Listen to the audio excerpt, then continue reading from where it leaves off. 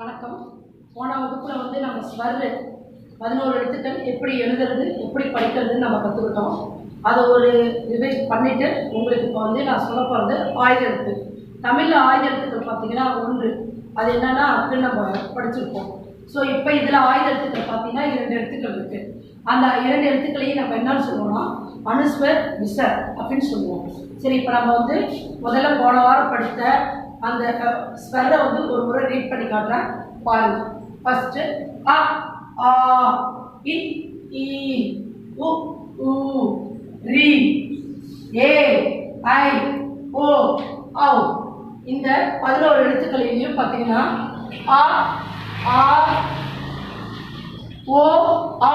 இதில் பார்த்தீங்கன்னா இது மேலே கோடுகள் சில பேர் போடுறாங்க, அந்த மாதிரி போடக்கூடாது.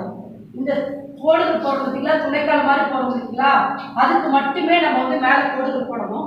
அது வந்து எழுத்துக்களை வந்து பார்த்தீங்கன்னா கவனமாக எழுதும்போது கவனிக்கணும். அதே மாதிரி போன வகுப்பில் வந்து குறியலுக்கும் நெடிலுக்கும் எந்தெந்த எழுத்து குறியல் எந்தெந்த எழுத்து நெடிலுங்கிறதையும் நம்ம சொல்லிக் கொடுத்தோம். அதாவது அ இ உ இதெல்லாம் குறியல் எழுத்துக்கள்னு சொன்னோம். ஆ இ உ ரி ஏ ஐ ஓ ஔ இதெல்லாம் நெடில் சொன்னோம். அடுத்து இப்போ நம்ம பார்க்க போகிறது ஆயுத எழுத்து. ஆயுத எழுத்தை வந்து ஹிந்தியில் அனுஸ்வர் விஷர் அப்படின்னு சொல்லுவாங்க. சரி, அனுஸ்வர் என்ன அப்படின்னு பார்த்தீங்கன்னா ஆ மாதிரியே போட்டு மேலே புள்ளி வைக்கிறது, இதுதான் அனுஸ்வர். இந்த எழுத்தை வந்து அம் அப்படின்னு சொல்லுவாங்க. அம் அப்படிங்கிறது. விஷர் அப்படிங்கிறது அக. அகங்கிறதும் அதே மாதிரி தான் ஆ மாதிரி போட்டு சைடில் இருந்த புள்ளி, இது அக. அனுஸ்வர் விசர் இதுதான் ஆயுத எழுத்துக்கள். உயிரெழுத்துக்கள் 11, ஆயுத எழுத்துக்கள் 2.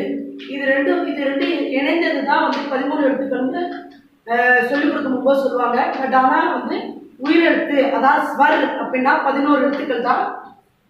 அனுஸ்வர் விசர் அதாவது ஆயுத எழுத்து 2 எழுத்து தான், அதுதான் அம் அக. சரி குழந்தைகளா, இப்போ வந்து நம்ம உயிரெழுத்துக்களும் அனுஸ்வர் விசர் இதை எழுத்துக்களை மொத்தம் 13 எழுத்துக்களை நம்ம கற்றுக்கிட்டோம். எப்படி எழுதுறதுன்னு நம்ம தெரிஞ்சுக்கிட்டோம். தயவு செஞ்சு இதை பலமுறை நீங்கள் எழுதி பார்த்தீங்கன்னா இந்த எழுத்துக்கள் சுலபமான முறையில் நீங்கள் கற்று முடிச்சிடலாம். அடுத்து நம்ம போக போகிறது அடுத்து நம்ம வந்து மெய்யெழுத்துக்கள் வந்து அதாவது வியஞ்சன் எழுத்துக்களை நம்ம வந்து உங்களுக்கு கற்றுக் கொடுக்க போகிறேன் அடுத்த வாரம். நன்றி, வணக்கம்.